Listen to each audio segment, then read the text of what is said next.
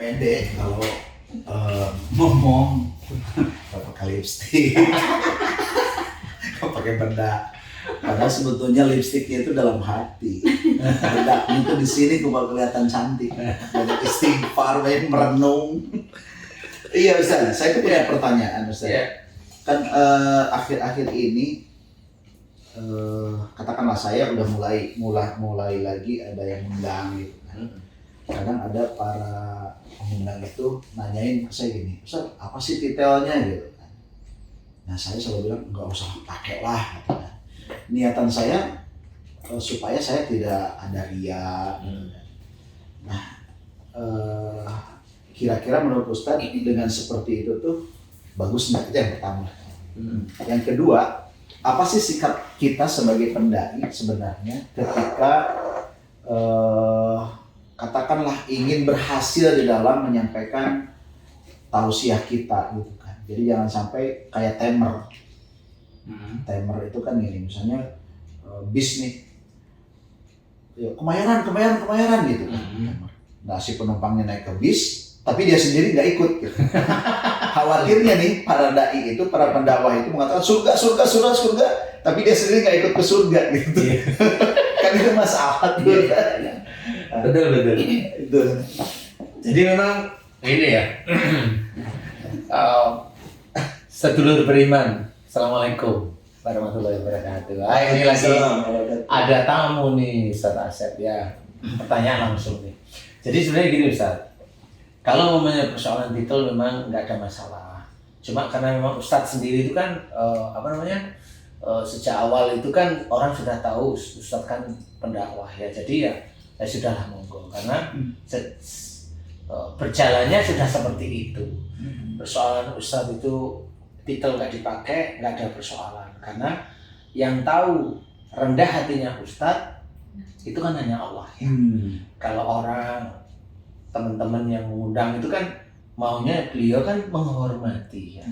Titel ditulis itu kan menghormati tamu. Jadi ya nggak bisa disalahin semua.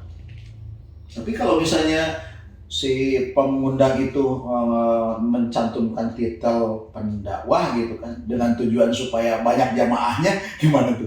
Nggak ada masalah. Masalah ya? Kan sebenarnya kan beliau sendiri mengundang agar banyak jamaahnya kan niatnya untuk nanti berada di jalan Allah. Kan beda nih. Beda-beda ya. Tapi kalau memang titel yang banyak tadi itu malah menjadikan yang pendakwah itu malah bangga, kan beda lagi nih. Iya. Jadi yang tahu hanya mereka dengan Allah sebenarnya. Jadi walaupun di titel banyak, kalau pendakwahnya memang senantiasa tawadhu itu menurut saya nggak ada masalah. Tetapi kalau janganlah ditulis itu boleh karena belum ditulis. Tapi kalau mau jamaknya pengundang atau panitianya pengundang itu bilang biar nanti datang banyak, dah beda lagi sudah. Monggo, silakan. Kalau itu memang nggak bisa disalahkan. Sehingga semuanya akan dapat. Panitianya itu menghormat pendakwah, kemudian agar jamaahnya yang datang banyak, itu boleh niatnya semuanya baik, kan gitu ya. Kemudian pendakwahnya sendiri seperti kayak Ustadz itu memang tidak ingin titelnya disebutkan itu karena belajar tawadhu di hadapan Allah Ta'ala. Jadi menurut saya juga nggak salah juga. Nah di sini memang tidak ada persoalan menurut saya. Jadi, memang boleh-boleh aja. Kemudian yang seperti tadi itu kan makelar ya. Jadi bukan pendakwah malah makelar ya, makelar surga gitu ya. Lu kan makelar. Bener bisa Tapi jadi. memang itu sebenarnya sudah diceritakan dalam Quran loh itu saja. Makelar surga itu kan dalam surat Shaf itu karena ada kita sering mendengar kabur maqtan indallah yang taqulu ma la taf'alu.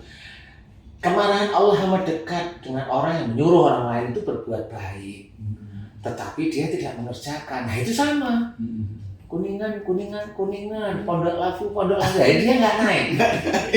Jadi itu sama. Kalau itu nggak naik masih mending. Tapi kalau dalam Quran nggak boleh. Kalau dia menyuruh orang lain berbuat kebaikan, Dia menyuruh kamu sing sabar, kamu ini jangan marah, kamu harus ikhlas, kamu itu jangan iri, jangan dulu. Semua nggak tahunya dia punya. Kalau ada masalah sama istrinya, kan apa yang diomongin nggak dapet. Kan gitu ya. Itu tetangga saya. Oh, tetangga ya. Siapa ya?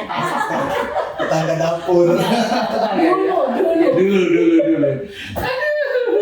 Jadi memang seperti itu. Jadi apa namanya? Iya. Kemudian suruh ikhlas, ya? Iya. Nggak taunya pada waktu dia dakwah, dia dapat amplopnya, Nggak ikhlas. nggak sama seperti yang diharapkan. Grundel, nggak ikhlas, dapat dia. Jadi orang itu dapat ujian tuh kadang-kadang orangnya nggak ngerti. Makanya kenapa tiap-tiap ayat Quran itu menyuruh untuk kita kerjakan. Sama seperti sifatnya Fir'aun. Kita itu tahu Fir'aun itu merasa dirinya Tuhan, bisa beginiin orang, bisa beginiin, bisa hukum, bisa kan gitu ya. Semaunya sendiri, ya kan?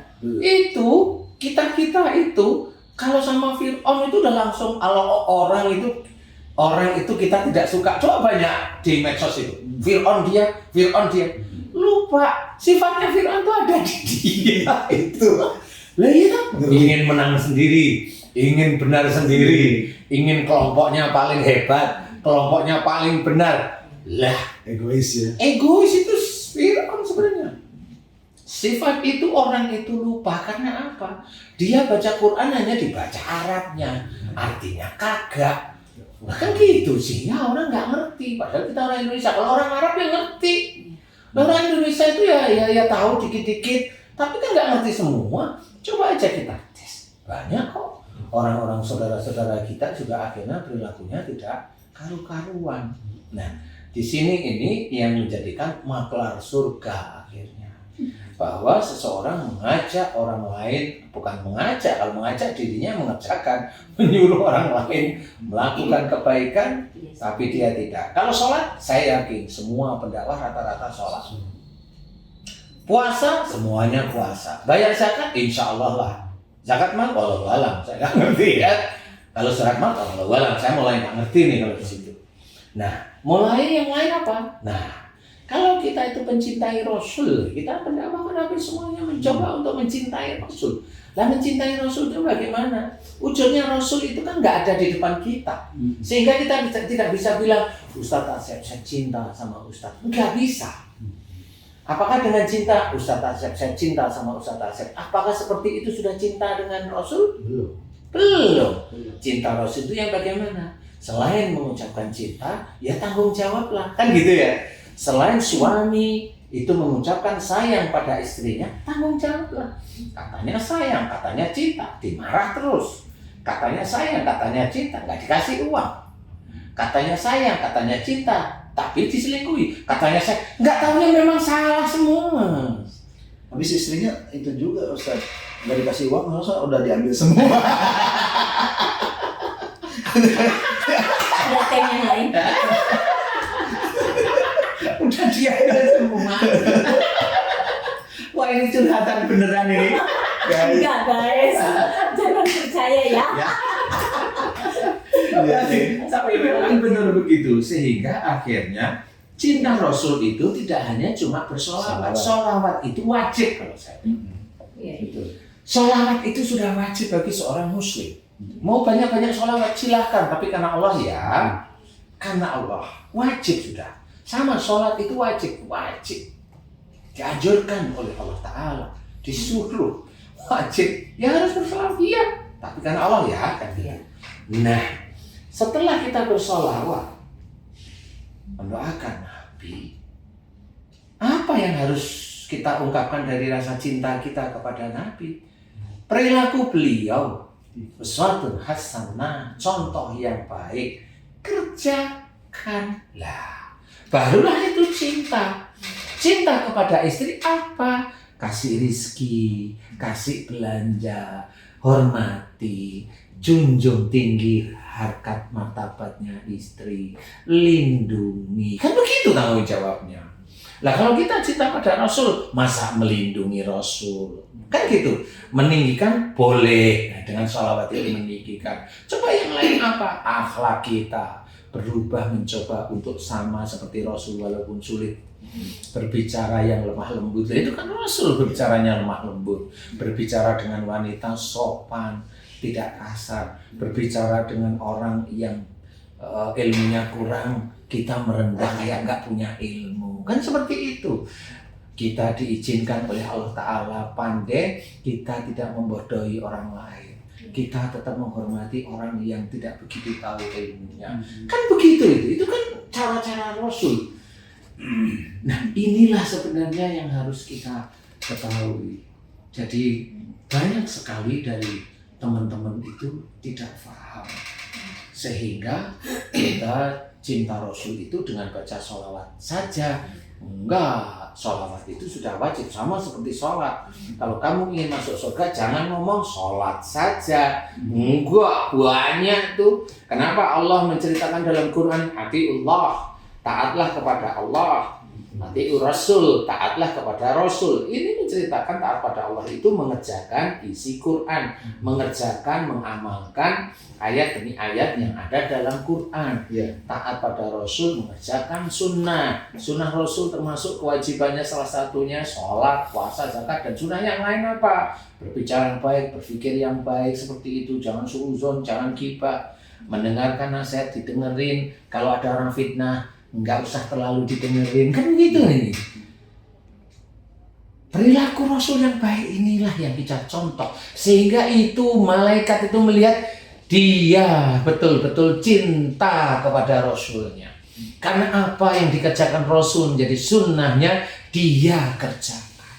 Kan begitu. Tapi gini Mas Satu gini Ustaz, yang terjadi kan banyak orang yang ingin memperbaiki orang lain, tapi dirinya sendiri masalah gitu. Artinya kan, orang itu memberikan solusi kepada orang lain, tapi dirinya sendiri tidak mampu mendapatkan solusi untuk masalah dirinya. Nah itu, mohon maaf ya Ustaz, kadang-kadang kan orang ceramahnya bagus, gitu. Tapi untuk solusi di rumah tangganya sendiri tidak mampu gitu kan. Nah, ini apakah termasuk dari ayat yang tadi kabur maktan itu juga? Memang Ustaz. Jadi kalau saya amati begini, orang yang betul-betul dia sudah menjalankan agama, dia akan tertib. Orang yang hafal agama belum tentu tertib. Hanya hafalan. Karena hanya hafalan. Bukan berarti saya merendahkan, enggak. Ini ilmu, ini ilmunya harus kita kaji ya. Jadi begini, kalau orang tahu sholat, tahu dia sholat waktunya, tahu dia sholat berapa rakaat, tahu rukun-rukun apa yang harus dikerjakan, ngerti. Tapi kalau dia nggak sholat kan sama aja, kan sama tahu ilmunya sholat, tapi dia tidak mengerjakan, kan sama seperti itu. Jadi setiap kali orang itu mengerjakan ayat demi ayat dalam Quran, sebenarnya Allah memberikan hidayah. Itu yang tidak pernah difahami. Jadi tidak cuma hanya membaca. Memang membaca kalau niatnya karena Allah Ta'ala, insya Allah mendapatkan pahala. Jelas itu. Itu kita yakini, jelas. Karena memang ada dalam Quran juga. Nah, kalau kita membaca kemudian kita mengamalkan, lah ini beda lagi. Nilai grade-nya beda. Nah, disinilah orang itu kadang-kadang belum paham. Bagaimana sih kita itu suruh lemah lembut? Allah itu sudah menceritakan dengan kalimat yang ringan aja. Contoh, lintalahum, lemah lembutlah kamu kepada mereka. Kan gitu. Lemah lembut kepada mereka itu apa saja. Lemah lembut itu bukan kepada orang yang dia sukai. Enggak. Kepada orang yang membenci dia pun tetap harus lemah lembut. Itu gayanya siapa? Gayanya Rasulullah sebenarnya. Lah kenapa enggak dicontoh? Nah, itu satu kalimat ringan aja. Kalau itu kita lakukan terus, hidayah itu ada. Hidayah itu nanti masuknya melalui, kalau saya anggap itu hidayah itu seperti benda, masuklah melalui mulut sampai ke jantung, sampai ke paru, sampai ke tubuh, sampai ke otak, telinga, mata, Kenapa? Karena kelemah lembutan itu adalah hidayah dari Allah Ta'ala. Pasti itu rahmat dari Allah Ta'ala. Nggak bisa orang lemah lembut itu tiba-tiba dia lahir lemah lembut, itu nggak bisa. Itu rahmat, sehingga pada waktu dia tahu itu rahmat, dia ngerti kelemah lembutan saya ini adalah atas izin Allah. Kenapa kamu selalu lemah lembut terhadap orang yang selalu memfitnah kamu? Karena yang memfitnah itu kan saudara saya. Kalau sudah saudara kan nggak boleh kita membalas. Tapi yang beratnya gitu saya bicara lemah lembut sama diri saya sendiri aja sulit. Saya membicarakan tentang harus sabar, aduh saya juga. Berarti Gimana tuh saya? Berarti gini Ustaz, Iya. saya kasih trik mau. Nah, Ini triknya. Gitu. Kalau Ustaz ngaji, jangan ngomongin lemah lembut dan sabar. Terus apa materi? Lah yang nggak tahu saya. Ini trik yang nggak selesai nih Ustaz. Iya. Jadi intinya memang seperti itu. Sebenarnya kalau boleh saya bercerita gini Ustaz. Jadi seseorang itu menghadapi lingkungan itu ujian. Nah selama ini orang itu tidak pernah berpikir lingkungan yang ada di sekitar itu ujian. Sehingga cara menghadapinya beda. Contoh, istri atau suami ngeyel, menghadapinya diayali, pasti begitu. Sehingga menghadapi diayali inilah keluar dari syariat. Lah gimana orang atau keluarga itu mendapatkan hidayah dari Allah? Nggak ada. Padahal kalau suami ngeyel, triknya adalah saya coba diam dulu deh. Nanti kalau dia tenang, mudah-mudahan bisa diberi petunjuk oleh Allah Ta'ala. Pada waktu suami ngomel atau istri ngomel, nah dia tenang senyum-senyum sambil bertasbih kepada Allah Ta'ala. Nah ini petunjuk yang mulai dijalankan. Kalau itu dijalankan terus, hidayah itu masuk pada si suami atau masuk pada yang sadar. Setelah ini masuk, kalimat-kalimatnya tajam. Tajam itu bukan berarti terus nyakitin, enggak. Tajam itu malah menggugah kolbu. Sehingga suatu ketika ngomong, itu langsung dia nggak bisa ngelawan dia. Nah inilah yang Kalau saya ngomel, Saya juga diam. sambil tasbih. Kebalikannya gitu ya. Kalau bukan ngomel kan saya juga diam. Tapi sebetulnya nyari jawaban untuk balik ngomel. Seharusnya bukan mencari jawaban untuk balikin ngomel Ustaz ya. Harusnya tadi istighfar, harusnya bertasbih. Iya, memang. Saya juga suka diam Ustaz kalau dia lagi ngomel, tapi nyari jawabannya. Jujur deh Ustaz. Ya, besok dirubah. Itu saya hanya mewakili kameramen. Kameramennya juga begitu. Aduh, sama istri takut sih. Aduh. Jadi harusnya gitu ya Zan. Jadi kalau misalnya pasangan kita salah satu, entah yang suami atau istri, ketika salah satunya ngomel, seharusnya kita sambil istighfar. Iya, istighfar, atau bertasbih bertasbih. udah. Ya Allah, Santai aja. Ustaz, dinasihati. Berarti besok saya mesti nggak bisa. Maksudnya saya yang dinasihati. Kalau saya yang ngomel. Alhamdulillah ya Allah.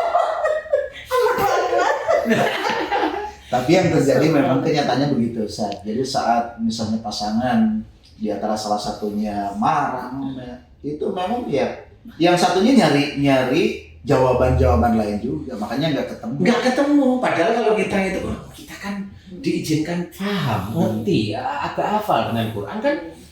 Oh iya ya, cara saya begini gitu. Cuma itu nggak ketemu. Jadi kita itu kalau diayali pasangan, rata-rata itu otak, emosi, ego kita itu yang muncul.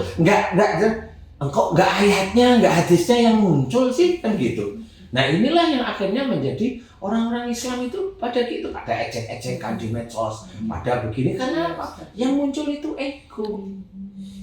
Coba yang muncul itu ayat Quran, hadis Nabi, sunnah Rasul yang sehari-hari itu kan santai, tenang aja.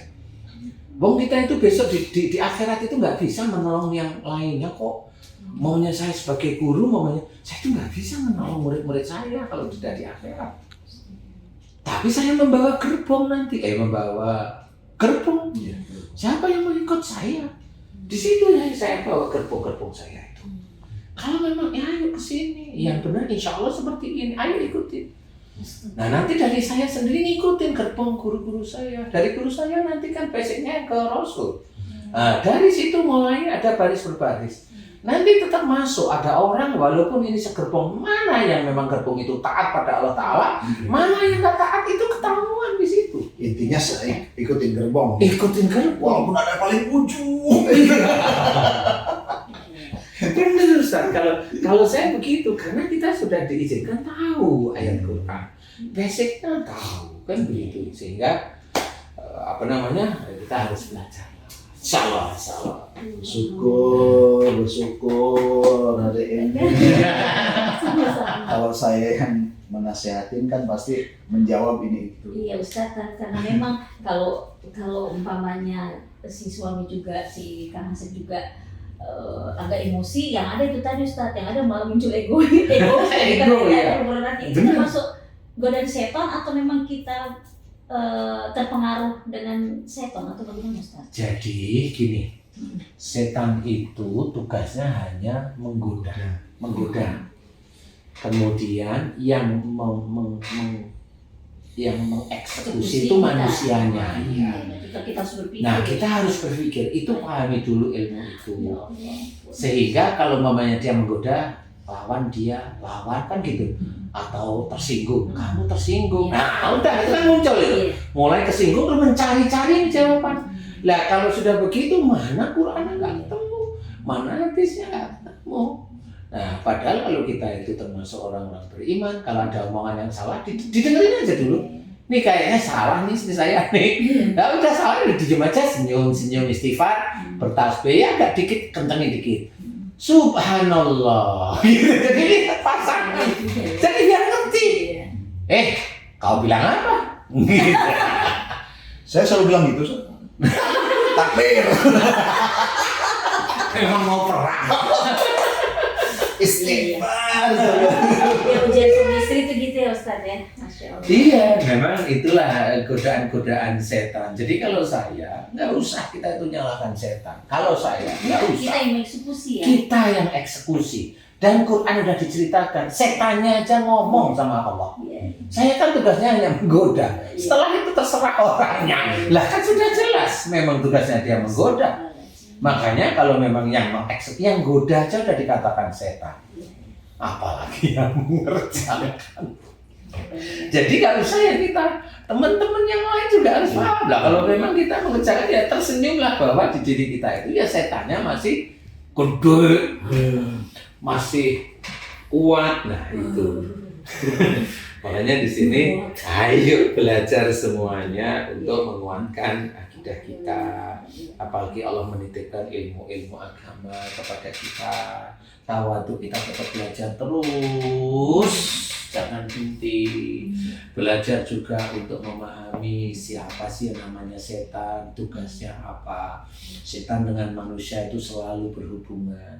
Kalau saya diciptakan oleh Allah Ta'ala punya ego, punya nafsu, punya keinginan, punya iri, punya dengki, punya kesombongan, punya ujub, punya riak, punya macam-macam.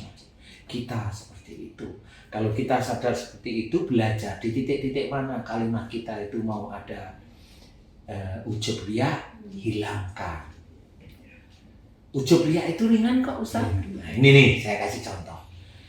Ustaz, kita itu harus belajar. Kita berarti kita ini berarti adalah kalimat atau kata agar tidak menunjukkan saya lebih tinggi daripada Ustadz sama Bunda.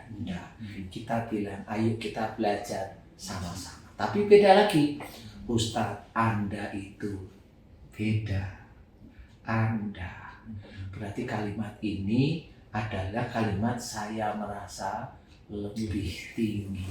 Itu dari kalimat itu harus. Sehingga itu langsung astagfirullah, salah ya saya. Ya enggak apa-apa. Oh namanya belajar itu begitu. Kamu itu merasa kita lebih tinggi. Apapun bentuknya. Jangan. Kan gitu Ustaz. Ini aja udah dilihat dari mulai ujub riya itu di titik situ kalimat aja udah kelihatan coba. Kalau gitu, oh iya ya. Saya bilang kamu itu ngapain seperti itu? Itu kan menunjukkan kita lebih daripada dia. Nah itu ada ujub sama dia. Siapapun orangnya itu akan dinilai oleh malaikat. Sangat. Iya kan? Dari kalimat, makanya kita susun kalimat itu. Bagaimana caranya orang itu tidak merasa terhakimi, tidak merasa ditekan, malah merasa seperti disayang, kan gitu. Kan pendakwah kan ada rasa, kok saya nyaman ya kalau beliau yang dakwah, kan ada seperti itu. Tapi ada orang yang nggak enak itu kayaknya dakwahnya ini. Walaupun sebenarnya ilmunya bagus, kan gitu. Tapi karena adabnya atau etika belum paham atau ujung pria itu titik-titik mana nggak tahu ya diumbar aja setiap hari. Nah ini kita tetap harus belajar. Disitulah sebenarnya ajarkan. Jadi kalau memang kita itu mohon maaf biasanya kalau dakwah kan kadang-kadang kita mengajak seseorang, pakailah kalimat yang enak. Bapak Ibu, ayo kita mulai hari ini. Padahal sebenarnya bisa aja sebenarnya kita sudah menjalankan, tetapi kita ayo kita mulai hari ini belajar untuk lebih baik. Itu kan orang langsung nyes di sini seperti itu ya. Bunda, ayo kita. Nah, kan gitu ya. Pada yuk. Kau. Ya, itu namanya. Aduh, alhamdulillah. Betul ya Ustaz ya. Terima kasih Ustaz ini. Aduh, sama-sama Ustaz seneng deh. Alhamdulillah. Ini nasihat hari ini daging semua. Iya. Jadi gitu. Oh saya dilus. Ayah juga. Untuk ayah juga maksudnya ya Ustaz. Pasti. Semua termasuk saya juga. Termasuk yang megang kamera Kita. Begitu saudara beriman, alhamdulillah ini tamu saya adalah Ustaz Asep. Kita ngobrol santai sebenarnya. Ya kita semuanya belajar tentang agama, belajar tentang Allah, belajar tentang Rasul, belajar tentang setan. Bukan kita semua seperti setan. Belajar kita harus tahu setan itu bagaimana, nafsu kita bagaimana.